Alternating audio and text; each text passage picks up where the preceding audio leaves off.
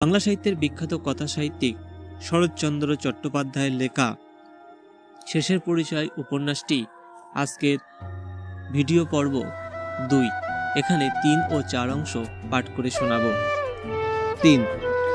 পরদিন অপরাহ্নের কাছাকাছি দুই বন্ধু চায়ের সরঞ্জাম সম্মুখে লইয়া টেবিলে আসিয়া বসিল।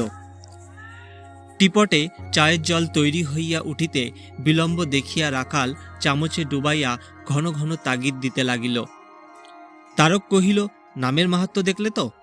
রাখাল বলিল, অবিশ্বাস করে মা দুর্গাকে তুমি খামচা চটিয়ে দিলে বলেই তো যাত্রাটা নিষ্ফল হলো, নইলে হতো না। প্রতিবাদে তারক শুধু হাসিয়া ঘাড় নাড়িল। সত্যই কাল কাজ হয় নাই।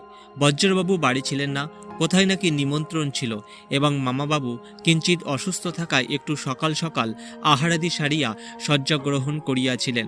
রাখাল বাটির মধ্যে দেখা